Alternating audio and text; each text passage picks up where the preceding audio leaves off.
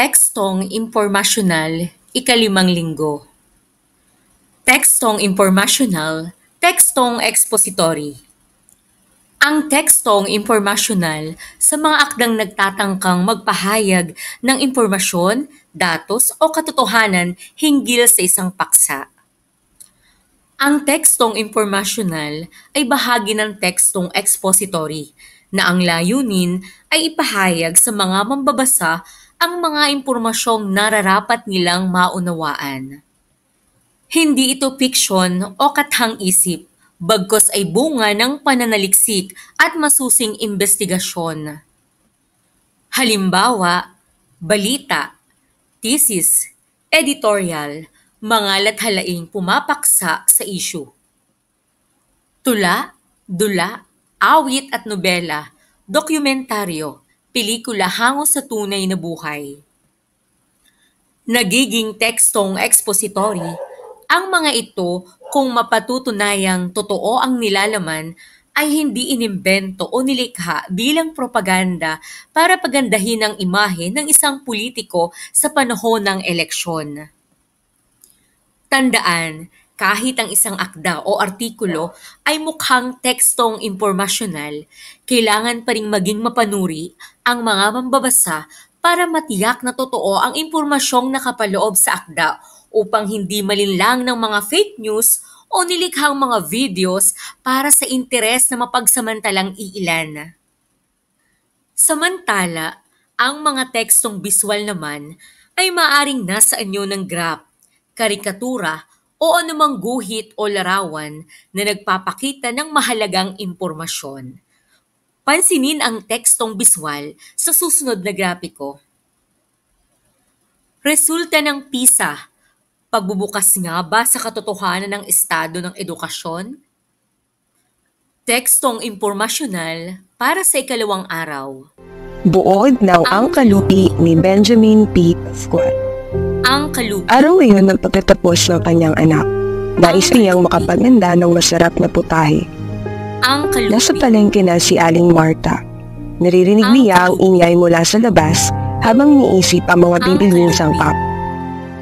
Nasa loob pa ang bilihan ng manok, kaya pumasok siya sa loob. Mag-ingat ka naman sa dinaraanan mo. Ang pasigaw na sabi ni Aling Marta. Pasensya na po, sabi ng bata.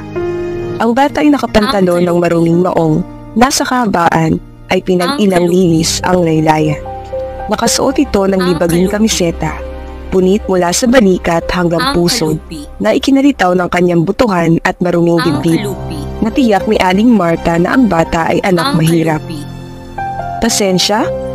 Kung lahat ng kawalang ingat mo ay pagpapasensyahan ng pagpapasensyahan, ay makakapatay ka ng tao, sabi ni Aling Marta sa bata bago lisanin ito. Ang Kalupi. Pagdaan niya sa bilihan ng mga tuyong paninda, ay bumili na rin siya ng mantika. Nang nangyaring kukunin na niya ang kanyang kalupi, ay wala na ito sa kanyang bulsa. Bakit ho? Ani ng tindera. Nawawala ho ang aking kalupi, sagot ni Aling Marta. Magkano naman ho ang laman? Ang tanong ng babae. Ang tanda niyang laman ng kanyang kalupi ay 70 piso, na siyang bigay na sahod ng kanyang asawa. Ngunit ewan ba niya kung bakit ang kanyang nasambit sa tindera ay 110 piso ho.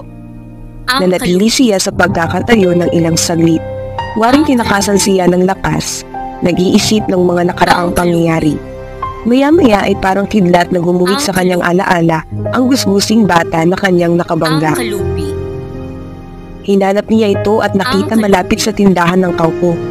Nakita rin kita. Ikaw ang dumukot ng pitaka ko, ano? Huwag kang magkakaila. Ngunit ang bata ay mahinaong sumagot. Ano ang pitaka? Ang sabi ng bata. Wala ho akong kinukuhang pitaka sa inyo. Anong wala? Pasinghay na sabi ni Aling Marta. Ikaw ang dumukot ng pitaka ko. Kunwari pa'y binangga mo ako? Magaling sistema niya. Kikita nga kayo rito sa palengke. Maya-maya ay may dumating na pulis at kinausap sila. Nagtanong ng ilang impormasyon ang pulis sa bata. Kung maaari ay sumama kayo sa akin sa pulisya upang pag-usapan ng bagay na ito. Sumama ang dalawa sa Ang pulis shop. Nang sila'y makarating, iniwan muna sila ng pulis. Hindi na nakapagtimpi si Aling Marta at hinablot ang bata. Kahit kapkapan niyo pa ako, wala kayong nakikita sa akin. Sabi ng bata, sabay takbo ng walang lingon-lingon. Ang kalupi.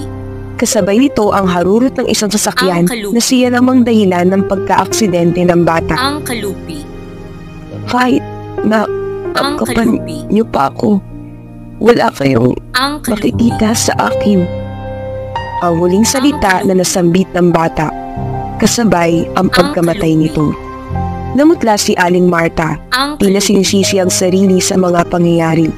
Ang Sa kabilang banda ay naisip niya ang asawa at anak na kanina pa ay naghihintay sa kanya. Nangutang siya sa tindahan upang makabili ng ulam. Nang siya ay makauwi, Ang kalupi. sinalubong siya ng kanyang asawa at anak. Ang Saan po kalupi. kayo kumuha ng pambili, May? Tanong ng Ang anak. kalupi. Saan pa? E di sa pitaka. Ang kalupi. Ngunit, naiwan niya po ang inyong Ang pitaka. Noon din ay naalala ni Aling Ang Marta kalupi. ang mga katagang sinabi ng bata na kanyang Ang kalupi. pinagbintangan. Kahit nakapkapan niyo pa ako, wala kayong makikita sa Ang akin. kalupi. Ang kalupi. Ang kalupi. Ang kalupi ni Benjamin Pascual.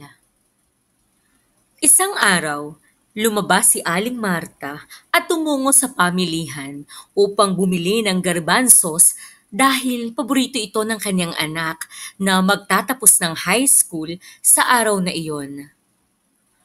Pagkapasok niya sa pamilihan, siya ay nabangga ng isang batang lalaki na nakasuot ng maruming maong at punit na kamiseta.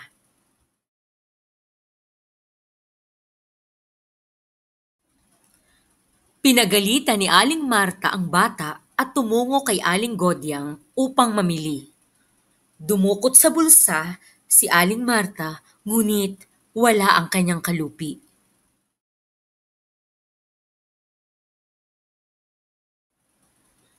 Naalala niya ang batang bumangga sa kanya at agad na hinabol ito sapagkat ito ay hindi pa nakakalayo.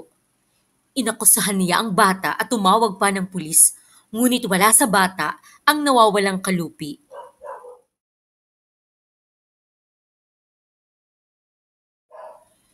Ipinilit ni Aling Marta na ang bata talaga ang siyang nagnakaw kaya pumunta siya sa outpost. Pilit na gustong paaminin ni Aling Marta ang bata kaya't sinaktan niya ito.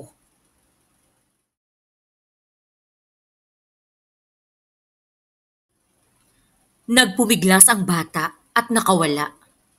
Tumakbo siya patungo sa maluwang na daan, ngunit siya ay nabangga ng isang humahagibis na sasakyan.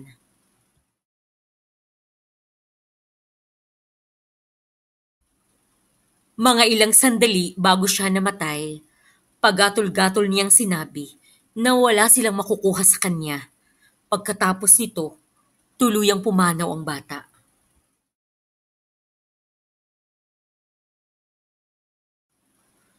Umalis sa outpost si Aling Marta at nangutang upang makabili ng ulam para sa hapunan. Noong siya ay pauwi na, natatanong na niya ang kanyang mag-ama. Nagtatakang nagtanong ang kanyang anak kung saan niya nabili ang ulam. Tekstong biswal kaugnay sa binasa. Kahulugan ng tekstong biswal, elemento ng tekstong biswal, pag-uugnay ng tekstong biswal sa binasa. Tekstong impormasyonal para sa ikatlong araw. Basahin mula baybayin hanggang text messaging, bahagi ng sanaysay ni Joel Costa. Bahagi kaalaman. Magbabahagi ng kaalaman tungkol sa iba pang sinaunang paraan ng pagsulat sa Pilipinas. Gamiting gabay ang tekstong biswal sa susunod na larawan.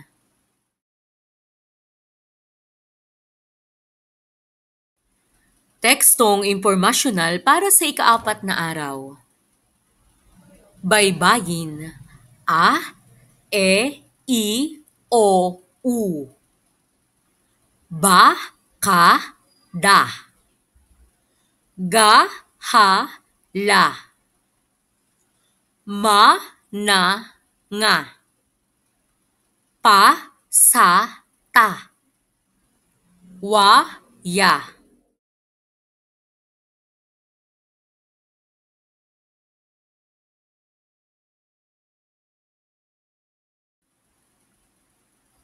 Naway nagustuhan nyo ang video na ito.